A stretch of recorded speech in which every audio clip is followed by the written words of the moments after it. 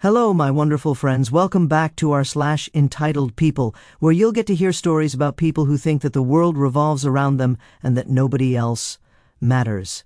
Guys, happy Monday morning to you all. I hope you're doing fantastic today. And brace yourselves, because I've got 6 wild stories for you in this one.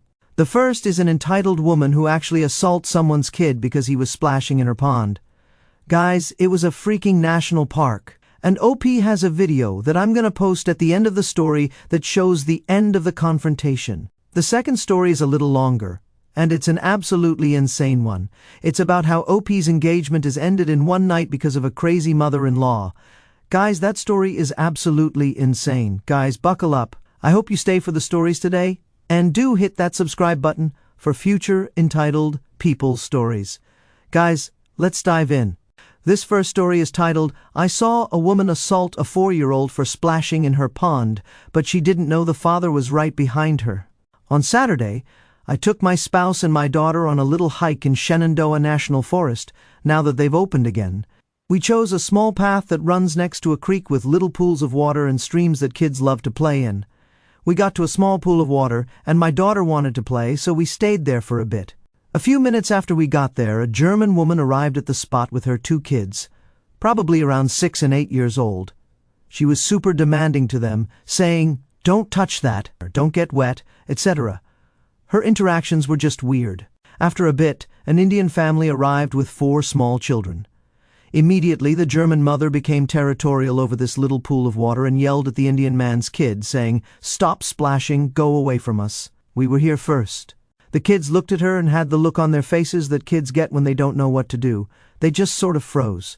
After a minute or so, the smallest child, about 4, began playing again. The German woman became enraged and yelled, "Stop splashing water."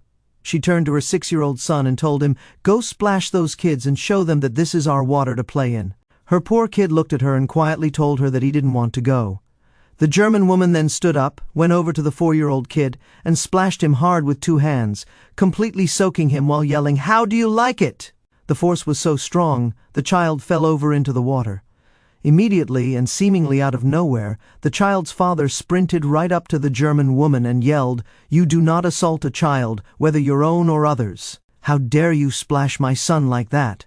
The German woman didn't back down and told him that he should be a better father by watching his children more closely and that her kids were there first.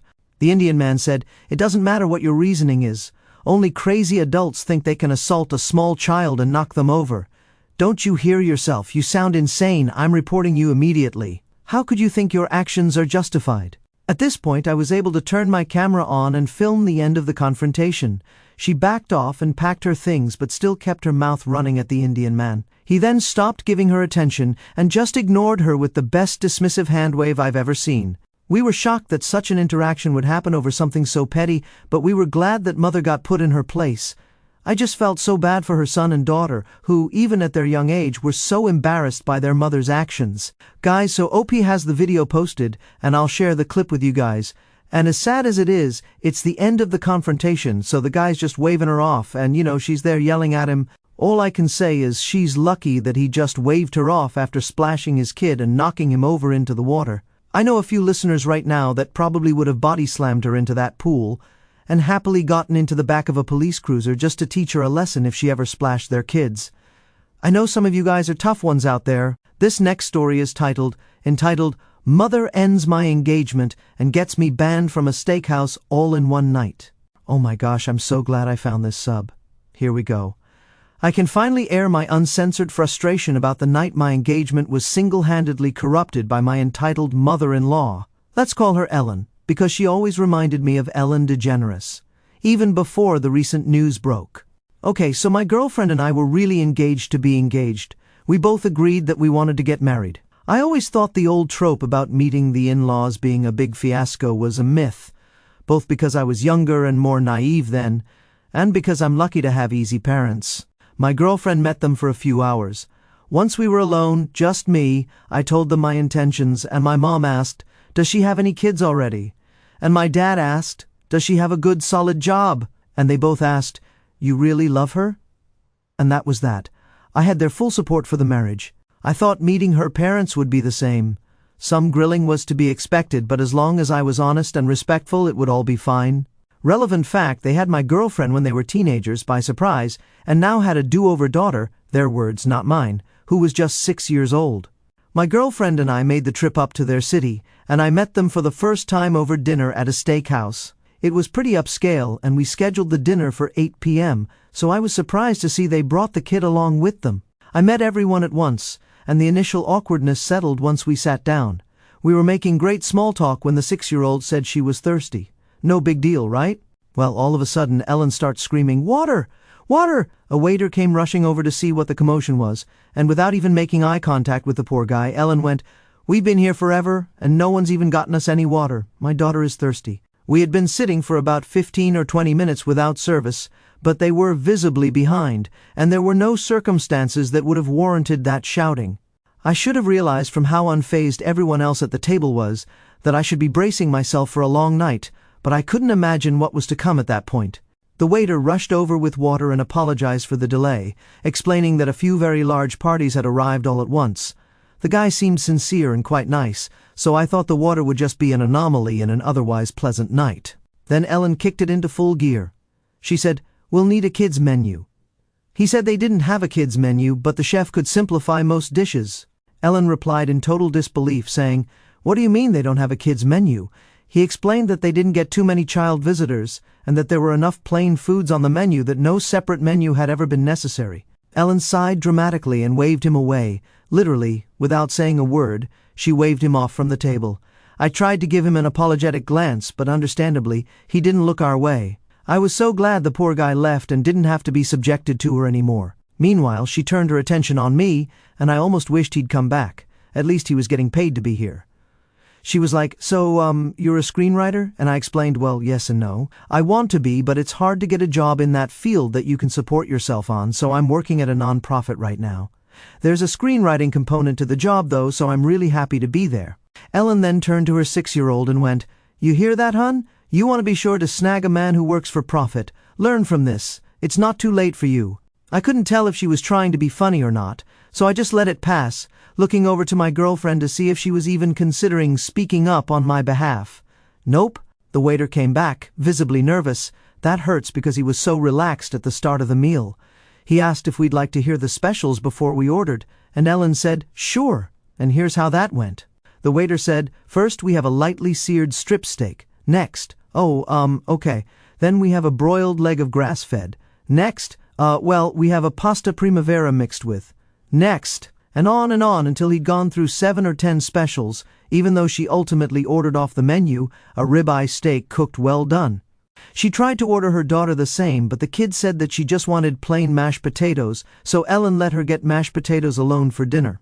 Then she sent the waiter away. The rest of us hadn't even ordered yet, and everyone else just sat there like it was entirely normal.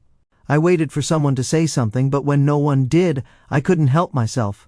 I said, "Is the one steak and potatoes gonna be for all of us, or—" My girlfriend explained in the tone you'd use for a tourist violating a sacred local taboo and said, "So, Mom always has the waiter put the kids' food in first so it can get started right away. We'll order once the kitchen has hers." I thought she was joking, since Ellen didn't just order her kids' food, she also ordered her own dinner too, so I laughed. Ellen asked, "Something funny?" Then I realized that she was serious and I shut up.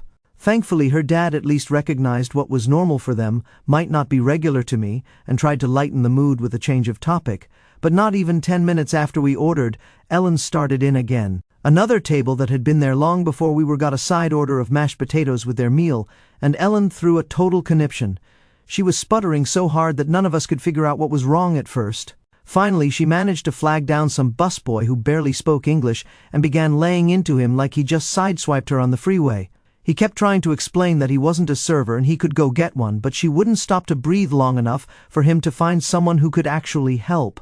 All the while, I kept looking at my girlfriend for signs of embarrassment, or at the very least, irritation, but you wouldn't have known that she was even hearing any of this. Our waiter came over, somehow still feigning a smile despite knowing what he was walking into, and Ellen actually goes, "Why did that table get mashed potatoes? And ours haven't even come yet." The waiter kindly but concisely explained, "Well, ma'am, those people have ordered potatoes before your party has placed their order."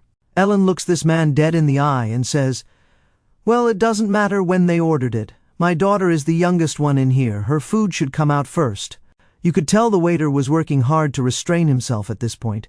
He explained it was a first-come, first-served basis, and he offered to go check on the potatoes, and Ellen agreed. I was clocking him, and he went right back to the server station because we had only ordered a few minutes ago. 3 or 5 more minutes passed, during which we could have no other discussion at the table except how awful this restaurant was, and how hungry the poor baby was, and how America has lost all respect for motherhood because it's just a me culture now. I chimed in saying, "I'm with you on the last part," and to my utter shock, instead of laughing at my joke, my girlfriend seemed annoyed with me.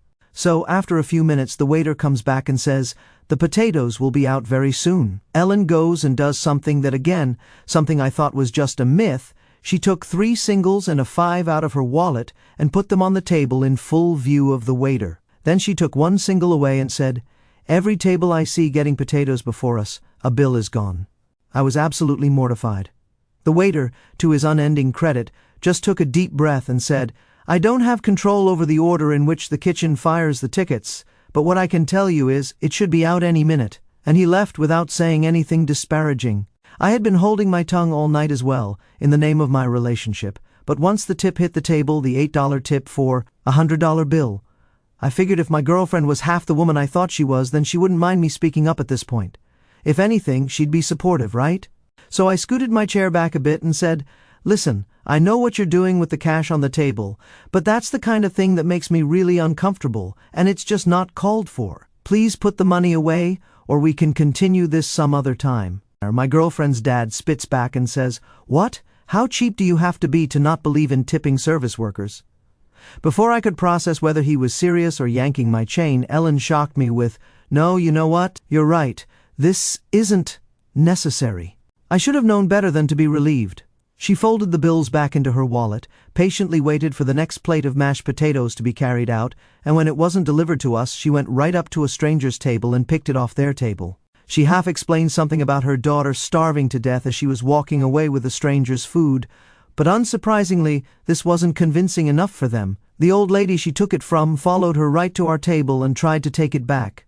I was already searching for my coat tag in preparation to go, but a shoving match was just about to unfold between Ellen and an elderly woman with a tennis ball walker.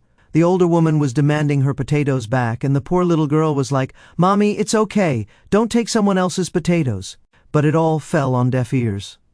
Ellen yelled at the lady and said, "How could you just sit there and eat these when my daughter hasn't even been served yet? She's sitting here hungry, just a little girl, and you're over here stuffing your face. Come on, the other potatoes will be out any minute." And the old lady, I've got to love her, was like, "Great. If they'll be out any minute, then what's the problem?"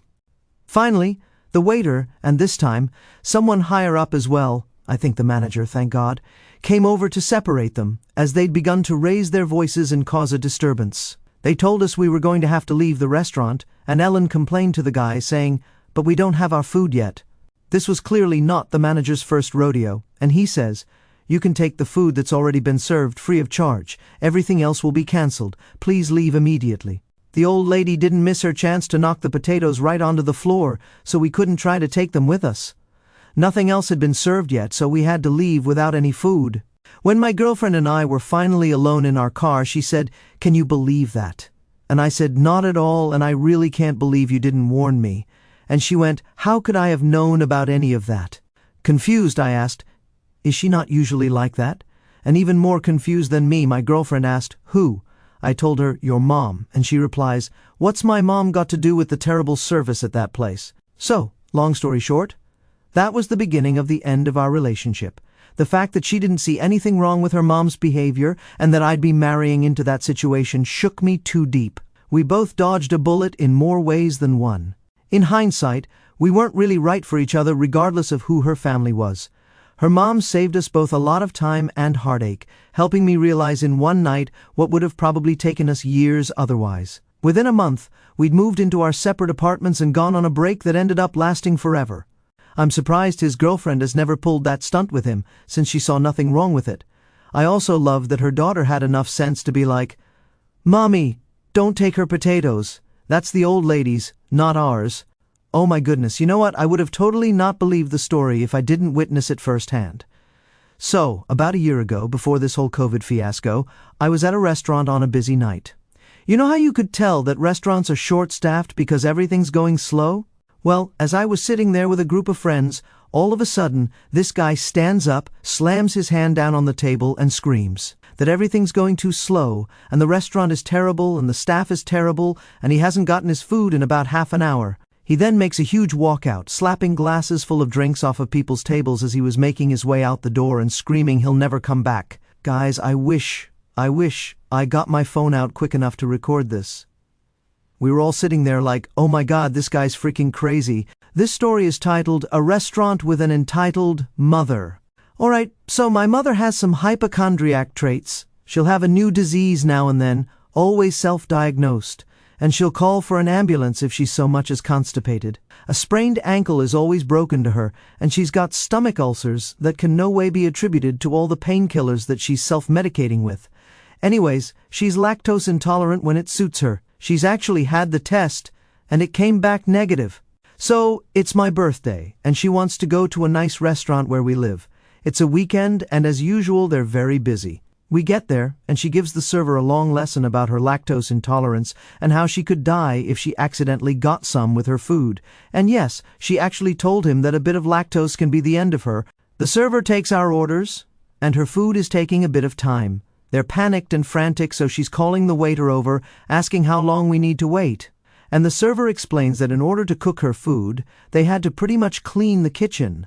They had to completely empty the stovetop, cleaning every utensil and so on. They basically halted the entire service to make sure her food does not have any trace of lactose. We get our food and it's amazing. And as we finished, they asked if we'd like dessert, and my mother orders the chocolate truffle. The waiter stares at her, saying that chocolate truffle is basically made of lactose as it uses heavy cream. And my dear mother says, well, it's okay to cheat for a good dessert. The look on that poor waiter's face, a mix between wanting to smack my mother and getting teary-eyed. She took the order, though, and came back with our desserts. I've never been more ashamed in my life. I never went back there. Let me guess, she also left no tip, right? Because the service took way too long. Imagine cleaning and taking extra precaution only to have the person order the thing they're supposedly deathly allergic to for dessert. If I was the waiter, I totally would have denied her order at that point. Ma'am, you told us you're deathly allergic to lactose. I'll have to refuse your order of that chocolate truffle. Can you do that? Can you? This story is titled, An Entitled Individual Believes That 90 degrees Celsius is Not Hot. So this was a few years ago when me and my wife were doing a mini tour as part of our honeymoon and had been really disappointed to find out that the Blue Lagoon is man-made and is basically just a large outdoor swimming pool of water runoff from the geothermal plant. So, after some light Googling, we found a place about an hour-and-a-half drive away called the Secret Lagoon. The place is amazing and exactly what I expected from a natural hot spring. It's basically a large pond pouring with steam, a river running next to it also pouring with steam, and then a load of smaller bubbling pools of water and many geysers that would blast water into the air every 10 minutes or so. The place is on somebody's land, and they've built changing rooms and a shower area and charge about £12 to get in. Between the pond and the river, there's a roped-off area of small deep pools that has a sign saying, Warning, water is over 90 degrees. Do not enter at your own risk, which is probably a bad translation of no entry. We accept no liability. Anyway, me and my wife were leaning against the side of the pond closest to this and noticed that an American tourist wanders up. He reads the sign and then steps over the rope. As he's walking up to one of the small pools, the lifeguard's running over and shouting, Stop, you can't go in there. The American replies, Whatever, buddy, I can do whatever I want. By this time, the lifeguard has reached him and begins to try to explain that the water's between 90 and 110 degrees and that he walked right past the Do Not Enter sign, to which the guy responds, No, it says enter at my own risk, so I am, and it's not very risky. It's hotter than 90 degrees in Nevada every day. This utterly perplexes the lifeguard, who has absolutely no idea what the heck this guy's talking about.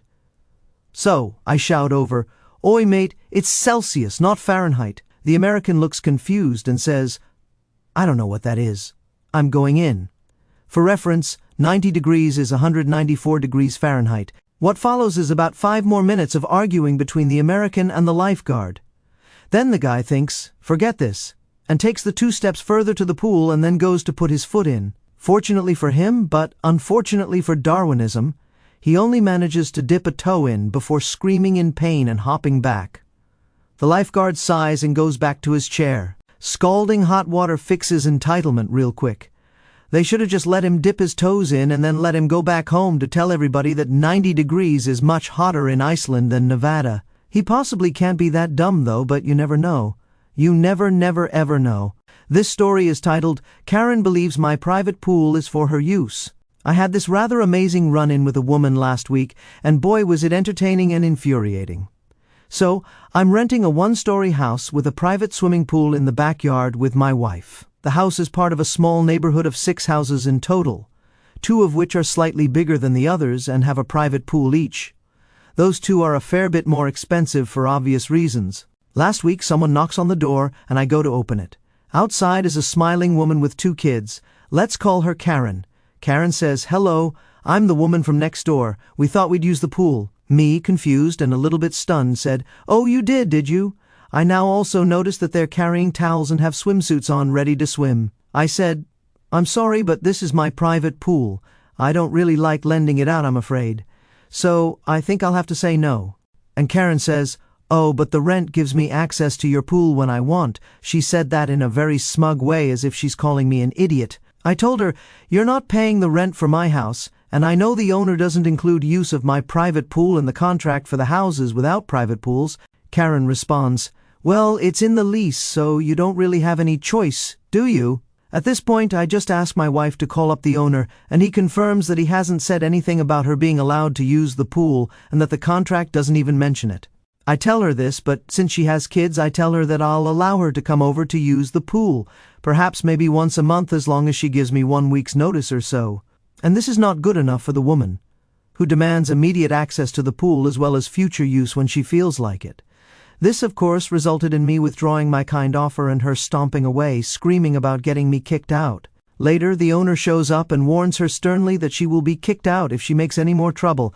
I don't think she'll be staying here for long. Hey, at least she was nice enough to ring the doorbell first instead of just hopping in the pool, so I gotta give her that.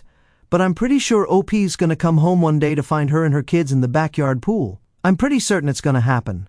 You can only hold off those people for so long. This story is titled, My Grandma Hates Christianity. For context, when I was 14, my parents were going through a difficult time and needed me to stay with my grandmother for a while. My grandmother is an anxiety-ridden bull who charges horns forward into every mildly upsetting situation. It was very embarrassing for me that she made a fool out of herself everywhere we went together. She was delighted to be my guardian for several months because, despite being an incredibly toxic, selfish, inconsiderate person, she took pride in being a very faithful Mormon who loves Jesus, and this was her chance to fix my atheism. She shoved religion down my throat at every chance. I already loved the principles that Jesus stood for, and I'm so glad that he has so many followers. I just want to be left alone about the fact that I don't subscribe to a particular religion myself. Now for the story. We were at the grocery store together and had just finished checking out, and I made sure our cart was loaded and ready to go so we could move out of the way of the people behind us. She continued to block the checkout counter, sorting the change that she just received into segmented pockets of her purse. I made apologetic eye contact with several people in the line. I may not be able to stop her from blocking the register when she sorted the coins, but at least I could move our cart out of the way, so I grabbed the front of it and began to walk towards the door. Clearly very offended, my grandmother latched onto the handle of the cart. She shot me a death glare and declared, "I'm not finished yet." Then she went back to sorting her coins. I gave another apologetic look to the 5 customers waiting on her, who by this point were all very irritated. As we were walking out, she huffed at me and said, "You care way too much about what other people think of you." I replied, "No, I just care about being a decent, Christ-like human being." And the look on her face was priceless. After reading these stories, I've been thinking a lot about them. I was horrified by the "I saw a woman assault a 4-year-old for splashing in her pond" story, claiming a national park pool as hers. Insane entitlement? Splashing a kid hard enough to knock him over is assault, plain and simple. I love how the dad appeared like a superhero calling her out. Her territorial rage over public water is pathetic. That video clip, gold, shows her unhinged. Kudos to Ope for sharing. Parents like her need exposure. The entitled mother ends my engagement tale as a nightmare. I cringed at Ellen's escalating insanity, from berating the waiter over water to stealing mashed potatoes and fighting an elderly lady. The kids' food first, absurd. OP's girlfriend, seeing nothing wrong, screams red flags. Dodging that family bullet was smart. Laughing at the tip stunt backfiring, but seriously, who enables such chaos? My grandma hates Christianity cracked me up with its irony. I respect differing beliefs, but shoving religion while being rude, hypocritical. The grocery cart standoff was peak pettiness. Blocking the line for coins, embarrassing. OP's zinger about being Christ-like was brilliant. Grandma's comeback about caring too much, classic deflection. Faith should inspire kindness, not entitlement. The Karen believes my private pool is for her use story boils my blood. Invading OP's backyard uninvited, bold delusion, demanding access via rent rights, laughable. I admire OP's firm no and involving the owner. Her tantrum seals her eviction fate. Pools aren't communal perks, respect boundaries. Entitled individual believes that 90 degrees Celsius is not hot, is Darwin Award material. Ignoring warnings and dipping into scalding water, idiot. The lifeguard's patience was saintly. I chuckled at the toe scream. Nevada heat versus boiling springs? Basic science fail. Glad he learned painfully. A restaurant with an entitled mother exposes fake allergies. Lactose death threat, then chocolate dessert? Fraudulent. I pity the staff cleaning the kitchen for nothing. Her hypocrisy ruined the meal. Cheating on intolerance for sweets? Pathetic. Servers deserve better. That wraps up another episode of our /Entitled People. Guys, if you've missed the last episode, it's a crazy, crazy story, so check it out if you haven't, and I'll see you guys in the next one. I love you, every one of you.